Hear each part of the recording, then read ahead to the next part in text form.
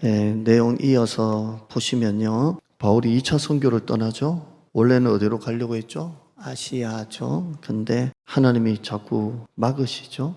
원래 바울이 2차 선교는 아시아라고 하지만 1차 때 갔다 온데 또 가는 거예요. 또 가는 건데 근데 하나님이 막으시고 새 길을 여시는 거예요. 새 길을 여시고요. 참 우리 사람이 그래요. 새로운 데도 물론 가야 되지만 익숙한 게 좋아요. 익숙한 게 좋고 근데 하나님이 그 문을 막고요. 유럽으로 보내죠. 유럽으로 이렇게 보냅니다. 한쪽이 닫히면 꼭 한쪽이 열려 있어요. 꼭 열려 있고요. 앞에 설교 못 들은 분은 꼭 유튜브나 홈페이지 한번 보시고요. 이때 환상이 하나 보이죠? 9절에 보시면 읽어봐요. 9절 시작. 밤에 환상이 바울에게 보이니 하나가 서서 그에게 청하여 이르되 마게도냐로 건너와서 우리를 도우라 하거늘. 아멘. 밤에 환상이 보이는데 그리스세요? 마게도냐가 그리스니까 그리스 사람 하나가 이렇게 이리와 이렇게 합니다. 건너와서 우리를 도우라. 자, 환상을 보고 난 다음에 바울이 무슨 생각을 해요? 10절에 읽어봐요. 시작. 바울이 그 환상을 보았을 때 우리가 곧 마게도냐로 그리스로 떠나기를 힘쓰니 하나님이 저 사람들에게 복음을 전하라고 우리를 부르신 줄로 인정함이러라. 아멘. 그 환상 보고 난 다음에 하나님이 우리를 이쪽으로 오라 하시는구나. 그래서 원래 아시아 쪽인데 저쪽에다가 복음을 전하라고 하시는구나. 그래서 그걸 알게 돼요. 그리고 난 다음에 오늘 설교입니다. 첫째, 다시 보시면 바울이 마게도냐로 떠나기를 어떻게 했다고요? 힘쓰니라고 되어 있어요. 그 환상을 보자마자 바로 마게도냐로 가요. 그 전에 어디로 갈려 있어요? 아시아로 갈려 있어요. 근데 그 환상을 딱 보고 난 다음에 하나님이 저 사람들에게 복음을 전하라고 우리를 부르신 주구나. 그래서 글로 갑니다. 바울은 의지가 굉장히 강한 사람이에요. 목표가 분명했고 한번 목표한 것은 반드시 이루는 사람이에요. 꺾이질 않아요. 그 증거가 몇 가지인데요. 첫째, 이 강한 유대 사회에서 엘리트 코스를 밟았어요. 그건 치열하게 살았다는 거예요. 이 유대 사회가 보통 아니거든요. 그런데 이 유대 사회에서 사도 바울이 엘리트를 쭉 밟고 왔다는 건 그만큼 치열하게 살았다는 거예요. 두 번째는 그 당시에 대제사장이 교회를 핍박하고 그리스도인들을 잡으려고 권한을 줘요. 아무나 잡는 게 아니고요. 대제사장이 니는 해라. 그래서 라이센스를 주는 거예요. 네가 교회를 핍박하고 네가 예수 믿는 잔당들을 잡아라. 그 권리를 줘요. 근데 그 사람이 바울이에요. 그러니까 바울이 보통 사람이 아니에요. 그 교회를 핍박할 권리를, 권한을 대제사장이 그에게 준 거예요. 세 번째는 바나바와 싸웠어요. 굉장한 거예요. 그러니까 자기를 예루살렘 공동체로 이끌었고 했던 바나바와 고집을 안 꺾고 싸워가지고 헤어졌던 사람이에요. 저는 그렇게 못해요. 믿으시기를 축복합니다. 근데 바울은 그렇게 해요. 우린 이걸 가지고 독종이라고 합니다. 독종이에요. 그냥 한번 딱 고집하면 가는 거예요. 그리고 자기가 맞다 싶으면 뒤돌아보지도 않고 타협도 안 하고 사람 신경 안 쓰고 그냥 이렇게 가는 거예요. 그런 바울이 아시아로 가려고 얼마나 애를 썼겠어요. 아시아. 7절에 보면 에스대라고 나왔죠. 에스대. 그래서 한번 목표를 딱 가려고 하니까 끝을 봐야 하니까 6절 뒤에 보면 부르기야, 갈라디아, 무시야, 비두니아 어떻게든 가려고 했어요. 바울은 보통 아니에요. 한번 목표를 딱 정하면 그대로 가는 거예요. 그대로 가요. 저도 어떻게 하다 보면 바울과 같은 방법은 아닌데요. 그래도 뒤돌아보면 목포에서 건축도 하고 우리 교회에서 이전도 했는데요. 어떻게든 기도하니까 되게 돼 있어요. 근데 바울은 싸우면서까지 하고 저는 사랑하면서 하고 비웃지 않기를 축원합니다. 그렇게 되게 돼 있어요. 결국 그 환상을 보고 난 다음에 바울이 탁 꺾어요. 아니구나. 탁 꺾어요. 하나님이 하나님의 일을 하자고 여러분에게 말씀하실 때 내 일 좀 같이 하자라고 하실 때 여러분이 하는 말들이 대부분 지금은 좀 어려워요. 지금은 좀 힘들어요. 지금은 여건이 안 돼요. 아직은 능력이 없어요. 아직은 자격이 없어요. 이렇게 합니다. 나중에 언젠가 그때가 되면 순종할게요. 이렇게 합니다. 그러나 여러분 지금 순종 안 하면 나중도 못 합니다. 순종은 시간하고 상관이 많아요. 그러니까 지금 순종하지 않으면 나중은 안 돼요. 한번 따라하실까요? 순종은 시간과 상관이 있다. 지금 순종 안 하면 나중에는 불순종이 돼요. 그게 지금이에요. 지금 순종 안 하면 나중에는 식어요. 다 식어요. 여러분, 부흥회, 우리 교회는 그런 일이 없었지만 부흥회 하고 난 다음에 옛날에는 건축 작정하고 막 그랬잖아요. 그래서 성도들이 은혜 받고 난 다음에 이렇게 작정을 하는 시간을 막 가지잖아요. 이제는 없지만 옛날에는 뭐 교회 건축 전문 부흥사가 있었고 뭐 그런 게 있었어요. 그래서 목사님이 건축을 앞두고 있으면 이런 부흥사님이 오시면 이제 작정을 많이 해가지고 이제 건축 헌금을 이렇게 작정하게 하는데 잘하시는 분이 있잖아요. 이건 그냥 은사예요, 그냥. 그러면 이제 은혜 받고 난 다음에 작정을 해요. 그날 밤에 작정을 해요. 왜 그런 줄 알아요? 자고 나면 안 할까봐. 은혜 받을 때는 뜨거운데 자고 나면 이제 식어버리거든요. 그러니까 바로 그때 작정해요. 근데 자고 나면 뭐 해요? 후회해요. 내가 왜 은혜 받았던 걸. 조그만 은혜 받을 걸 너무 은혜 받아가지고 쓰라는 대로 쓰다 보니까 후회를 하는 거예요. 여러분, 순종은 시간하고 상관이 있어요. 지금 순종 안 하면 안 돼요. 적어도 라오스 갔다 온 단기 선교 팀들, 저희 가정 빼고 또 우리 오집사님 아들 손자 빼고 나머지 분들은 적어도 여러분들은 한 달 정도 안 된 이때 라오스 품고 기도하셔야 돼요. 라오스 갔다 온 분들은 벌써 식으면 안 돼요. 제가 살아보니까 저부터 핑계를 댄다는 것은 하기 싫다는 거예요. 다 그러더라고요. 뭐 이래서 못해요, 저래서 안 돼요 라고 하는 거 가만히 들어보면요, 결국에는 하기 싫구나 라는 걸 알아요. 왜 아냐면 그렇게 말해놓고 자기가 하고 싶은 건 다 하더라고요. 뭐 기분 나쁘세요? 그러더라고요. 뭐 이래서 못한다, 저래서 시간이 안 된다, 저래서 안 된다 해놓고 자기 할 건 다 하더라고요. 그래서 앞에서는 하지만 속으로는 무슨 생각을 해요? 하기 싫다는 거구나. 하기 싫은 거구나. 아브라함은 갈대아 우르를 떠나라고 할 때 바로 떠났어요. 시간과 순종이 상관이 있으니까 그래요. 아들을 번제로 바치라라는 말을 듣고 바로 바쳤어요. 순종은 바로예요. 그때 하나님의 복을 알게 돼요. 그러나 우리는 하나님께 설득을 당하는 게 아니라 우리가 자꾸 하나님을 설득하려고 해요. 이래서 안 되고요, 저래서 안 되고요, 이래서 못하고요, 저래서 못하고요, 이래서 교회를 떠나고요, 이래서 안 되고요. 하나님께 깨지질 않아요. 깨지지를 않고 내가 하나님을 자꾸 설득하려고 해요. 중고등 학생들 사춘기 때 엄마한테 반항할 때 뭐라고 반항해요? 문 탁 닫고 들어가면서 나 밥 안 먹어! 먹지 마라 이씨. 이런 부모가 잘 가르치는 거죠. 여러분, 하나님이 하라 하시는 거 하세요. 가라 하시는 데까지 가세요. 그게 순종이에요. 한번 따라해요. 알고 순종하는 게 아니라 순종하면 알게 된다. 알고 순종하는 거 아니에요. 순종하면 알게 돼요. 하나님이 이래서 하라고 하셨구나.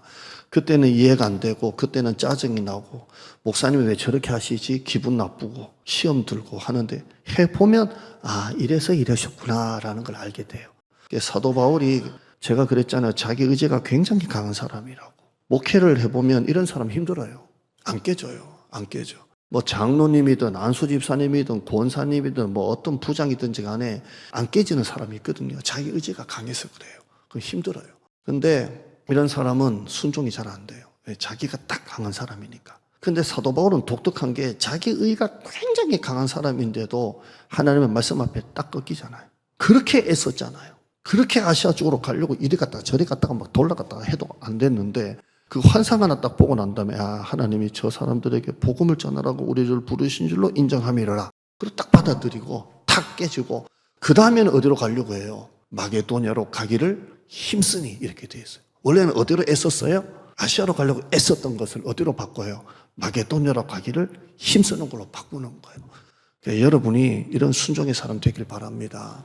자기가 딱 꺾여야 돼요. 둘째, 바울은 환상을 보고 또 이렇게 말해요. 10절 한번 봐요.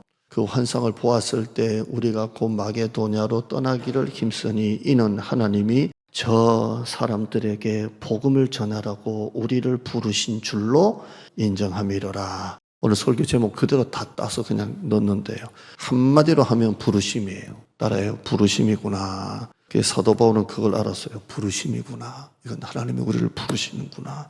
저는 이제 선교대학원 또 공부를 했었는데요. 그래서 이제 선교사님들 그 선교지를 가보잖아요. 가보면 생각보다 동네가 좋아요. 그리고 생각보다 집이 좀 좋아요. 그래서 옛날에 부목사 때 뭐 1년에 2번씩 뭐 청년들 데리고 어른들 데리고 선교를 가보기도 해보면 조금 이제 그런 게 있더라고요. 생각보다 집이 좀 좋네. 생각보다 좀 동네가 좋네. 근데 한 일주일만 딱 있다 오면요. 그 나라에서 집이 좋아봤자, 그 나라에서 동네가 좋아봤자 얼마나 좋겠어요? 그 나라에서. 그래서 항상 갔다 와서 느끼는 건 뭐냐면, 선교라는 게 그 나라에 사는 게 선교구나 라는 걸 알게 돼요. 라오스 하선교사님 7년 죽으라 선교해도 아무 열매 없어서 포기하려고 했다는 거 얘기했죠. 그냥 포기하고 그냥 다시 들어가려고 했는데 담임 목사는 오지 마라 그러고, 저 같으면 오라고 했을 건데 착하잖아요. 마음이 약해서 오지 마라. 와도 내년에 와라. 혹시 들어와도 아는 척하지 마라. 아이고, 그럴 수 있나요? 자기는 지금 우울증에 걸려 죽을 판인데. 그래서 하나님이 길을 다른 쪽으로 열어주셨는데 한 분을 만났는데 그분이 한 선교사님인가 교수님이 하는 말이, 선교사님이 그 나라에 있는 것만 해도 나는 고맙다. 선교사님이 그 나라에 계신 것만 해도 선교다라는 말을 듣고 완전히 회복이 된 거예요. 여러분, 그거예요. 여러분이 있는 그 자리가 선교예요. 그게 부르심이에요. 여러분, 우리 교회 와서 예배 드리고 아무 일도 안 하고 밥만 먹고 가도 그거 부르심이에요. 아멘. 진짜예요. 여러분, 하나님이 여러분을 몰고 가시는 장소가 있어요. 지난주도 보지만 요셉이 팔려갔고요. 보디발의 집에 갔고요. 강간 미수범이 돼가지고 누명 쓰고 감옥에 갔어요. 이거는 악이에요. 근데 하나님은 그걸 뭘로 바꾸세요? 선으로 바꾸세요. 선으로 바꾸십니다. 제가 차에 하나 누가 골프 우산을 줘가지고 골프 우산 하나 놓고 다녀요. 골프 우산이 얼마나 큰지 몰라요. 파라솔만 해요. 이만해. 근데 크니까 좋은 게 있어요. 햇볕도 딱, 비도 딱 막아주고, 좋아요. 근데 무거워. 무거운데 좋아. 좋은데 무거워. 그래서 제가 알았어요. 짐이 힘이구나. 무거운 게 힘이구나. 그러니까 여러분 가정에 십자가가 있고, 고난이 있고, 어려움이 있고, 그런데 그게 여러분의 힘이라니까요. 힘이에요. 여러분이 내 마음에 들든 안 들든 지금 있는 그 자리가 뭐 직장이든 아니면 여러분 맡은 교회 어떤 직분이든 뭐든지 간에 내 성에 차든 아니든 지금 이 자리가 부르신 자리예요. 하나님이 보내신 자리예요. 보내심의 자리예요. 그러므로 그 부르심의 자리에서 만나는 사람들과 좋은 관계를 맺으셔야 돼요. 이 자리가 하나님의 부르심의 자리라면 지금 있는 사람들과 사이좋게 지내야 돼요. 어떻게 모든 인간들이 사람이 나오고 마음이 똑같아요? 어떻게 결이 똑같을 수 있어요? 마누라도 안 되는데. 아멘. 우리는 각방 써요. 왜냐면 자다가 되면 마누라가 싫어해. 그래서 아예 각방 쓰고 살아요. 마누라도 결이 틀린데 어쩌라고요. 어제 그러더라고요. 내가 천국 가면 하나님께 뭐 어쩌고 당신 하나 품고 살아온 것만 해도 뭐 이러고 있다면서. 네. 근데 여러분이 있는 그 자리에 하나님의 부르심의 자리라면 사람들과도 사이좋게 지내야 돼요. 사이좋게 지내고 참을 건 다 참으시고요. 그것이 내 마음에 들든 안 들든 여러분이 최선을 다하고 충성을 다하셔야 돼요. 제가 금요 기도에 설교했죠. 제가 복 받는 이유, 첫째 우리 어머니 기도, 두 번째 제가 목사님들을 잘 섬겨요. 세 번째 저는 제가 있는 자리에서 충성을 해요. 저는 7군데 교회를 섬겼지만 항상 충성해요. 그게 제가 복 받은 자리예요. 하나님은 지금 또 환상을 통해서 우리를 부르고 계십니다. 예수님은 추수할 곡식은 많은데 일꾼이 없다. 이사야는 누가 우리를 위하여 갈고 내가 누구를 보낼고, 하나님이 우리를 지금 부르고 계세요. 우리가 교회 와서 예배만 드리고 집에 가고 참 좋아요. 편안해요. 그러나 신앙생활은 편안하려고 하는 거 아니에요. 신앙생활은 부르심이에요. 하나님이 나에게 무엇을 원하실까? 어느 곳으로 인도하실까? 나의 돈, 나의 시간을 하나님이 어떻게 쓰실까? 이걸 생각하셔야 돼요. 항상 우리는 자꾸 안락한 걸 좋아해요. 안락한 거. 우리나라 역사 좀 말씀드릴게요. 우리나라 그래도 공식적으로 최초의 선교사는 언더우드예요. 미국 북장로교 출신입니다. 1885년도 4월 5일 부활주일날 입국했다고 되어 있습니다. 이분이 혼자 오는 게 아니고 아펜젤러 선교사와 같이 왔어요. 아펜젤러는 감리교 선교사님이에요. 이 두 분이 같이 들어왔어요. 그러니까 우리나라 선교사님이 미국 장로교, 그 다음에 미국 감리교, 장로교, 감리교가 최초의 선교사님이에요. 그러므로 여러분이 장로교 우리 교회에서 예배드리고 감리교에 계셨던 분들은 축복합니다. 감리교, 장로교 그렇다는 거예요. 나는 옛날에 침략인데 또 시험 들지 마시고 그렇다는 거예요. 이렇게 와서 언더우드 선교사가 경신학교를 세웠던 게 경신고등학교고 연희전문학교가 나중에는 나중에도 이름이 바뀌죠. 연희전문학교가 연세대학교로 바뀝니다. 자, 이렇게 선교사님이 입국을 했는데요. 그 전에 우리나라 특징이 뭐냐면 선교사님이 들어오기 전에 성경이 먼저 들어왔어요. 근데 이 성경이 우리말로 번역된 성경이 먼저 들어왔다는 거예요. 이 선교사님은 로스라는 선교사님이에요. 제가 선교대학원에서 공부할 때 한 과제가 이분 연구하는 걸 맡았어요. 그래서 저는 생전 보도 못한 듣도 못한 로스 선교사를 연구를 해서 그때 발표를 했었는데요. 이 로스 선교사가 스코틀랜드 선교사예요. 그때 우리나라가 대원군이 세국 정책을 해가지고 입국이 안 되니까 이 로스 선교사가 중국으로 넘어갔어요. 중국으로 파송을 받았어요. 중국에서 조선인 상인과 조선인 유학생을 통해서 그들에게 복음을 전했어요. 왜? 우리나라 못 들어오니까 중국에 있는 장사하는 사람들, 유학생들에게 복음을 전했어요. 그들에게 한글을 배웠어요. 그래서 이 로스 선교사가 제일 급한 거는 이 하나님의 말씀을 글로 옮겨서 이들에게 전해야 되겠다 해가지고 성경을 한글로 번역했어요. 이때 번역에 헌신한 조선인이 있어요. 이응찬, 서상윤, 백홍준 이런 사람들이 성경 번역에 동참을 합니다. 이렇게 해서 로스 성경이 나왔어요. 1887년도에 공식 출판이라고 되어 있는데요. 그 전에 82년도에 이미 누가복음이 번역돼서 나옵니다. 누가복음. 그래서 우리나라 선교의 특징은 선교사가 들어오기 전에 먼저 성경이 들어왔다는 게 특징이에요. 기억하시기를 축원합니다. 언더우드 선교사가 우리나라 와서 딱 했던 말이 있답니다. 우리는 이 조선에 씨를 뿌리러 왔는데 이미 열매가 있다 이렇게 했어요. 왜냐하면 그 전에 성경이 먼저 들어와서 열매가 있다는 거예요. 그래서 언더우드 선교사가 우리는 이 땅에 씨를 뿌리러 온 줄 알았는데 이미 열매가 맺히고 있었다라고 감탄했답니다. 하나님이 우리를 그렇게 쓰신 거예요. 아멘. 하나님이 우리나라 얼마나 복을 주셨습니까? 6.25 전쟁 끝나고 당시 필리핀 국민 소득 170달러, 태국이 220달러, 우리나라는 76달러였답니다. 세계에서 뒤에서 2등으로 가난한, 정말 찢어지게 가난한 나라였습니다. 먹고 살 것이 없어서 머리카락 잘라가지고 가발 만들어 수출했잖아요. 제가 언젠가 머리 깎고 난 다음에 머리 하시는 분이 막 머리카락 막 쓸더라고요. 그래서 팔려고 그러세요. 그러니까 아이고 요즘 뭐 누가 파냐고. 그냥 손님이 머리 깎았으니까 쓰는 거지. 언제 때 얘기를 하고 계시냐고. 자, 내가 문제입니다. 이거 말 안 하면 되는데 괜히 팔려고 하냐고 물어가지고. 옛날에 머리 팔았거든요. 이렇게 깎은 거 해가지고. 집집마다 지가 천정에 막 돌아다니고, 옛날에 재래식 화장실 밑에 보면 지가 막 다니고 막. 목사님 도대체 어디 사셨냐고. 저 도시 사람이에요. 생각보다. 새마을 운동, 지잡기 운동하고요. 땅이 넓습니까? 자원이 있습니까? 그런 우리 대한민국이 88년도 올림픽하고 2002년도 월드컵, 18년도에 평창올림픽, 한류가 전 세계 강타하고 우리나라 만든 휴대폰, 자동차, 전자제품 전 세계 팔리고 있고요. 이제는 우리나라가 4만 달러가 넘는 경제 대국이 되었어요. 아멘 하시기를 축원합니다. 우리나라 개신교 부흥이 좀 독특합니다. 광복 1945년도에 한반도 45년도 전체 우리 남북 다 합쳐서 대한민국 전체 한반도의 기독교인들은 80%였는데 그 80% 이상이 북한에 살았어요. 그러니까 80% 이상이 북한에 몰려 있었어요.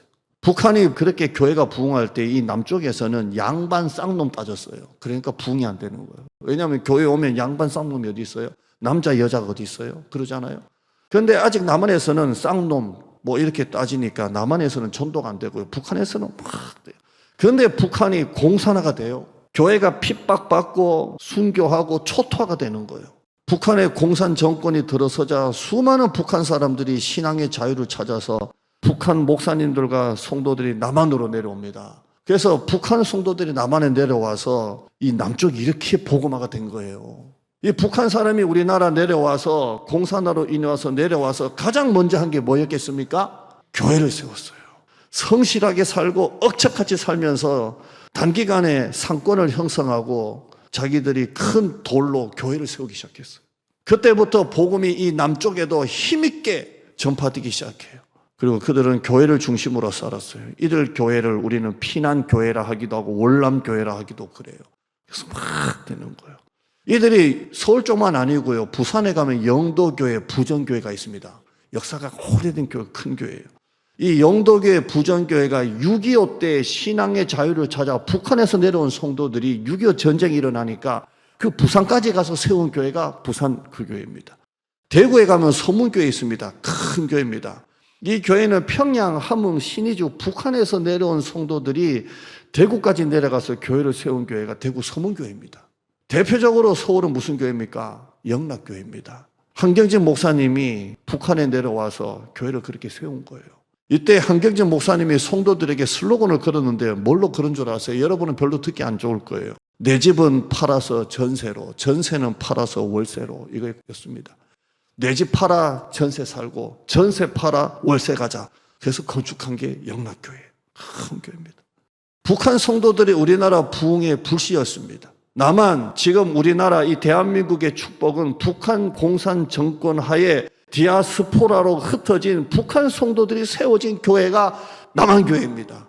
아멘. 하나님이 그렇게 복을 주시는 거예요. 이제 한국교회는 우리나라 학교, 고아원, 양로원, 교육, 복지시설 70%가 다 기독교 단체입니다. 기독교적 가치관, 성경적 세계관을 가지고 학생들 인재를 양성하는 사립학교가 얼마나 많습니까? 경신고등학교, 언더우드 선교사, 이화여자고등학교, 감리교 선교사, 스콜랜턴, 여성 최초 교육기관이죠. 배재고등학교, 감리교, 아펜젤러, 선화여자고등학교, 감리교, 명지고등학교, 영락고등학교, 영락교회가 세웠어요. 이거 다 우리나라 주신 복이에요. 아멘. 현재 대한민국 선교사 파송 현황, 주중에 예배 때 한번 말씀드렸지만 화면 한번 보시죠. 대한민국 선교사 파송 현황 24년도 기준입니다. 장기 선교사는 21,621명에 171개국 나가 있고요. 단기 선교사는 516명 나가 있고요. 타 국적이 있는데도 우리나라 선교단체가 파송한 선교사님이 986명이에요. 할렐루야. 미국이어서 2위입니다. 불과 언더우드 선교사 이후에 140년 만에 하나님이 우리나라를 이렇게 세우신 줄 믿습니다. 외국 선교사가 우리나라 명칭을 딱 듣고 깜짝 놀랐대요. 조선이잖아요. 조선이 영어로 뭐예요? 초전이에요. 선택했다는 거예요. 그러니까 조선, 초전, 하나님이 선택한 나라 희한하게 맞아요. 아멘 한번 해보세요. 희한하게 하나님 우리나라를 조선인데 조선이 영어로 발음하니까 초전이에요. 하나님이 선택하신 나라예요. 우리나라는 일제시대 35년, 6.25 전쟁 3년, IMF 97년 11월에서 2001년 8월 23일 대통령 2번 탄핵, 한 분의 대통령은 자살, 감옥. 그런데 하나님이 우리나라에 이렇게 복을 주셨어요. 자원 하나 없고 땅에서 나는 거 하나도 없는 이 나라 수출로 장사로 이렇게 이 나라 하나님께서 복을 주셨어요. 왜 우리나라에 이렇게 복을 주셨습니까? 왜 하나님이 우리나라를 이렇게 초전하셨습니까? 왜 하나님이 우리나라를 이렇게 경제 대국하게 하셨습니까? 아무것도 없는 이 나라, 땅이 넓습니까? 그 좁은 땅에 남북 나누어져 있고 땅이 자원 하나 안 나는 이 나라, 하나님이 우리나라 선교하라고 부르신 거예요. 선교는 언제나 선진국이 후진국 향해 전도한다 그랬죠. 우리나라 복음을 전한 선교사도 다 선진국에서 왔고요. 우리나라 선교사님도 대부분 다 후진국으로 나가 있어요. 그냥 우리나라는 경제 대국이 되어야 돼요. 왜? 그래야 우리나라가 브랜드를 가지고 외국에 나가서 선교를 하는 거예요. 제가 우리 단기 선교 가기 전에 한 주 전에 특별 새벽 기도했는데요. 그 월요일 새벽 설교 주제가 뭐냐면 왜 하나님이 우리나라를 선교 대국이 되게 하셨을까? 왜 우리나라가 선교 2위가 되었을까? 이렇게 많은 선교사님이 나가게 했을까라고 설교했는데 한 번 더 반복할게요. 첫째는 인종이에요. 한국인은 흑인과 백인 사이의 중간쯤이에요. 그죠? 그러니까 우리나라가 흑인도 전도할 수도 있고 백인도 전도할 수도 있고 이질감이 없어요. 동남아 선교도 되고요. 인종이에요. 두 번째는 우리나라 사람들이 잘 먹어요. 옛날에 우리나라가 가난하게 살아서 웬만하면 다 먹어요. 뿌리라는 뿌리도 다 먹어요. 칡뿌리, 연뿌리, 도라지뿌리, 인삼뿌리, 마뿌리 다 뜯어먹어요. 이파리도 다 뜯어먹어요. 고추잎, 고구마잎, 호박잎, 깻잎까지 다 뜯어먹어요. 못 먹는 게 없어요. 소는 꼬리까지 다 먹어요. 그냥 소머리, 돼지머리 다 뜯어먹어요. 순대 가면 돼지 기대기도 막 먹고 그래요. 그러니까 우리나라가 외국에 어디 나가든지 간에 잘 먹어요. 그러니까 외국 나가면 뭐 이상한 거 막 주잖아요. 곤충도 주고 막 주잖아요. 근데 우리나라 선교사님들은 뭐 주는 거 다 받아 먹어요. 옛날부터 뿌리란 뿌리, 이파리는 이파리, 뭐 꼬리까지 다 먹던 민족이기 때문에 잘 먹어요. 그러니까 친구가 잘 되는 거예요. 세 번째는 사계절이에요. 더울 때는 매우 덥고 추울 때는 매우 추워가지고 우리나라는 어디 가도 기후에 잘 적응해요. 체력이 좋아요. 강단이 있어요. 어디 가든지 못 갈 데도 없고 못하는 것도 없고요.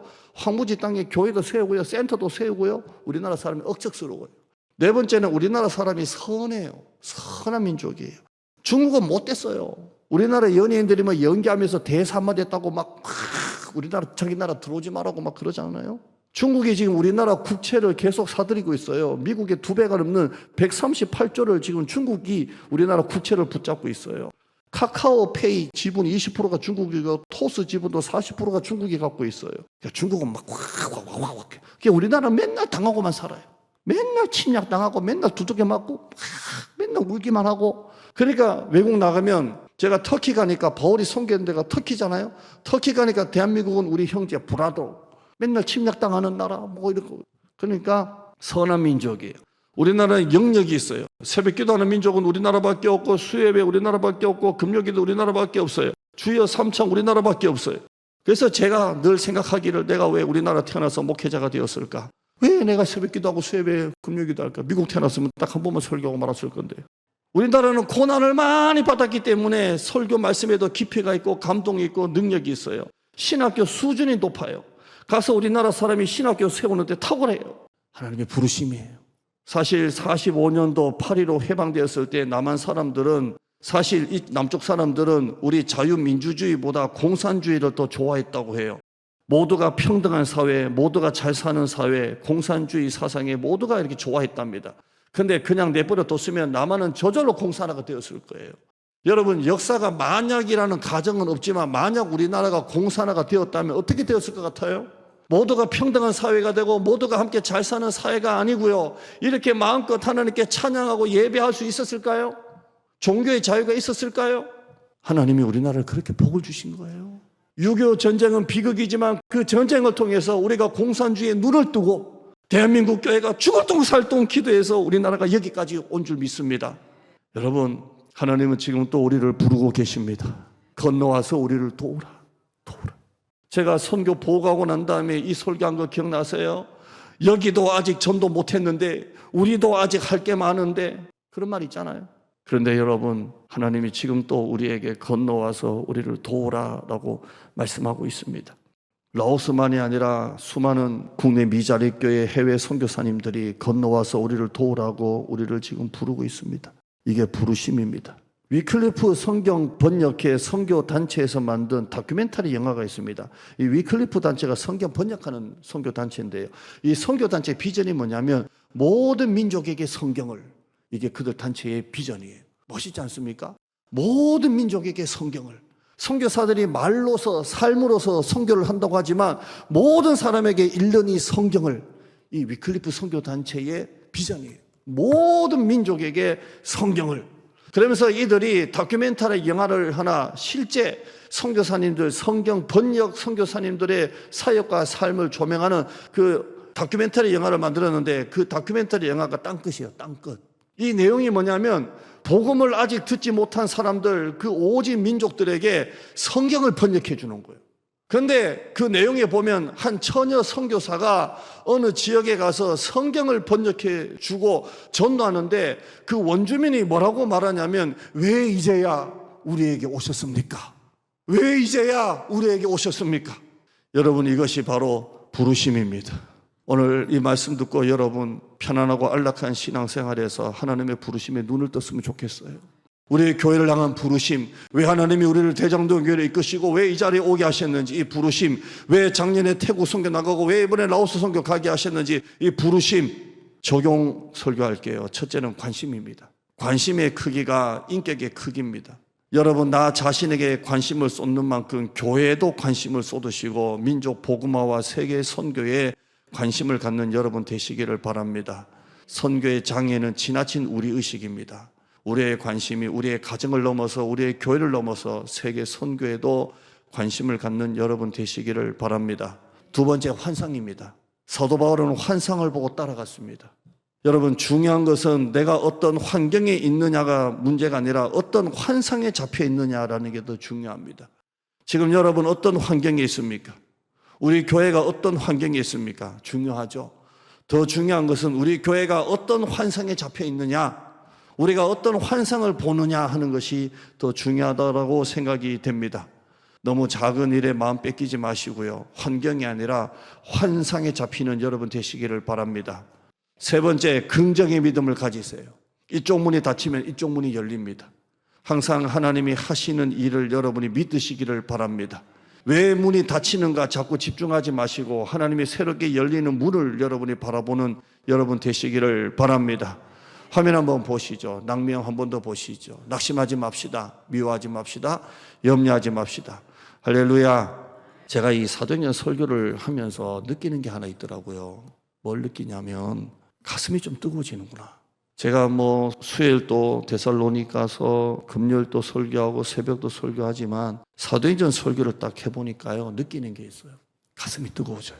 제가 이 마지막에 좀 빨리 읽게 돼가지고 정신없이 읽는 식으로 말씀드렸지만 하나님이 우리나라를 이렇게 부르시는구나. 정말 우리나라를 이렇게 초전하셨구나. 가슴이 뜨거워져요. 부르셨구나. 영혼 구원, 세계 선교, 지역과 민족을 향한 이 복음에 가슴이 뜨거워져요.